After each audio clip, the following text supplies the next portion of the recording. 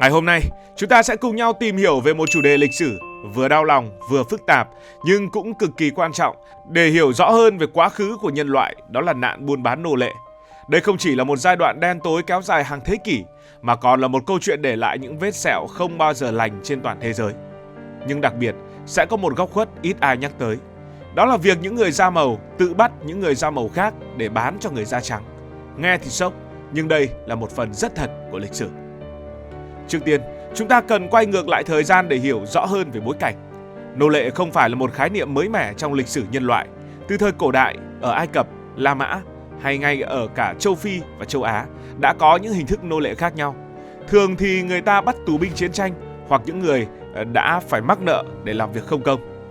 Nhưng nạn buôn bán nô lệ mà chúng ta nói đến hôm nay, đặc biệt là buôn bán nô lệ xuyên Đại Tây Dương, là một hệ thống hoàn toàn khác về quy mô và mức độ tàn bạo.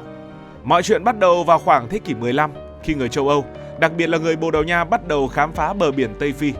Lúc đó họ không chỉ tìm vàng hay gia vị mà còn phát hiện ra một nguồn tài nguyên khác, đó là con người. Khi người châu Âu đến Tân Thế Giới, tức châu Mỹ, và lập ra các đồn điền trồng mía, thuốc lá, bông, họ cần một lượng lao động khổng lồ với chi phí rẻ mạt. Người bản địa ở châu Mỹ như người da đỏ đã chết hàng loạt vì bệnh tật mà người châu Âu đã mang đến như đậu mùa hoặc vì bị bóc lột quá sức. Theo ước tính, hơn 90% dân số bản địa ở một số khu vực đã bị xóa sổ chỉ trong vòng vài thế kỷ sau khi người châu Âu đến. Vậy nên họ thiếu lao động và họ đã quay sang châu Phi để tìm lao động.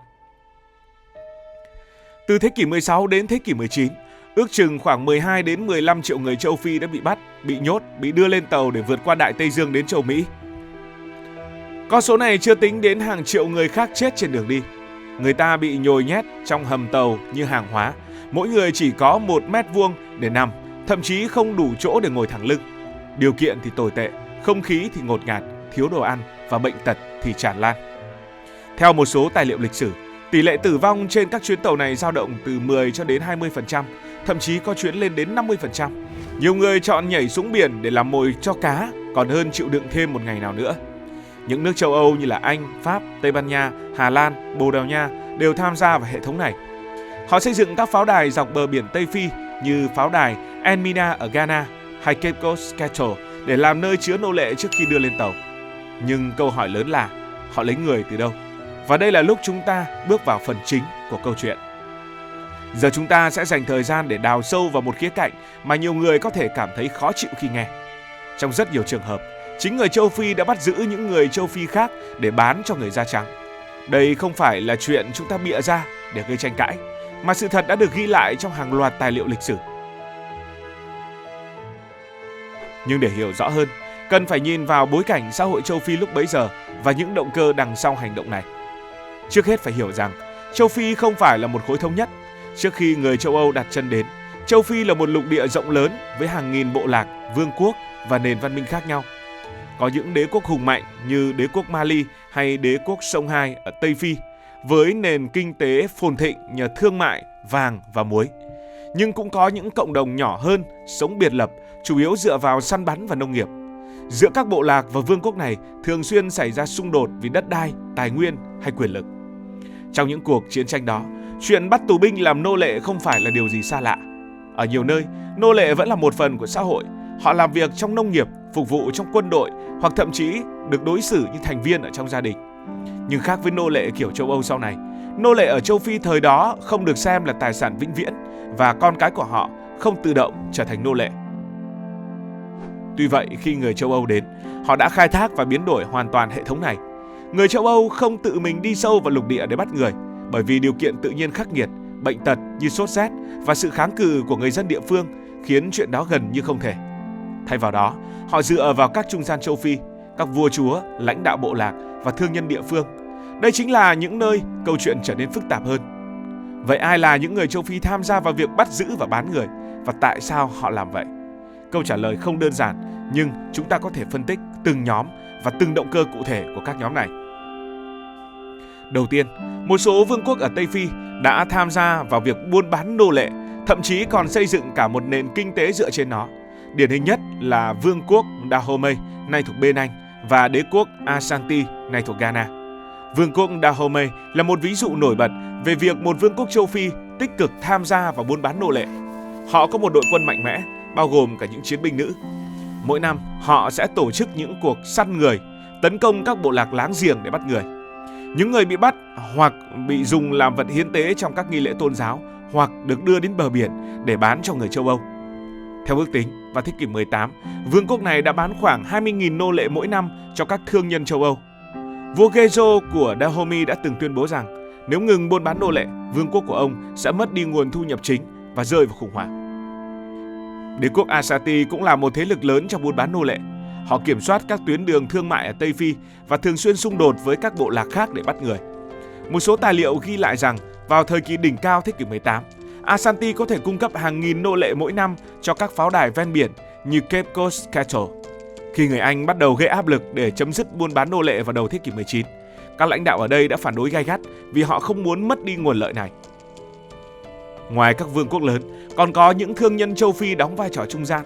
Họ đi sâu vào nội địa, mua nô lệ từ các bộ lạc nhỏ, rồi đưa ra bờ biển để bán cho người châu Âu.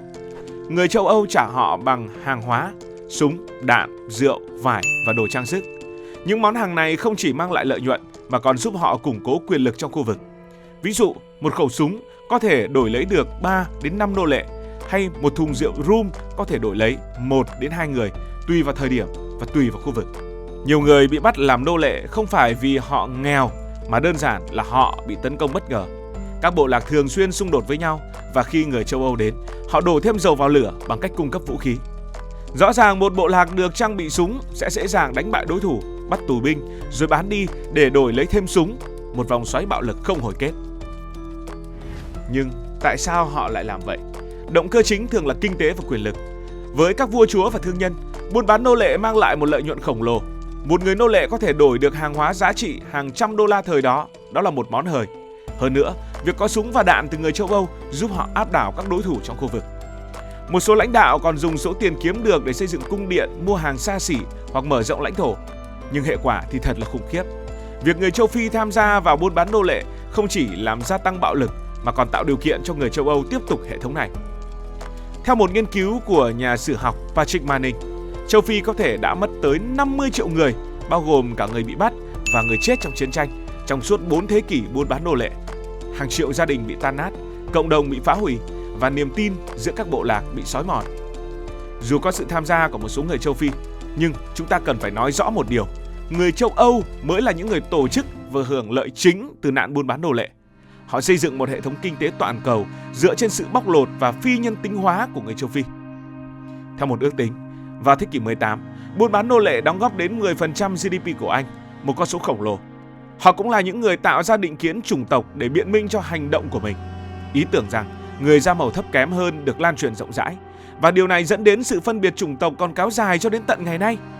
Các nhà nước châu Âu dùng lợi nhuận từ buôn bán nô lệ để tài trợ cho các cuộc chiến tranh và mở rộng thuộc địa, như việc Anh dùng tiền từ nô lệ để xây dựng hạm đội hải quân hùng mạnh của mình.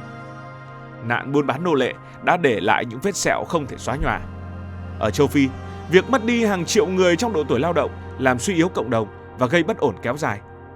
Ở châu Mỹ, những người nô lệ và hậu duệ của họ phải chịu đựng hàng thế kỷ bị áp bức, từ thời nô lệ đến thời Jim Crow và phong trào nhân quyền. Nhưng lịch sử cũng cho chúng ta thấy sức mạnh của con người. Từ những cuộc nổi dậy trên tàu nô lệ như vụ tàu Amistad vào năm 1839, đến cuộc cách mạng Haiti vào cuối thế kỷ 18, đầu thế kỷ 19, nơi những người nô lệ đã lật đổ ách thống trị của thực dân Pháp để lập ra quốc gia độc lập đầu tiên do người da màu lãnh đạo. Người châu Phi và hậu duệ của họ đã không ngừng đấu tranh tự do.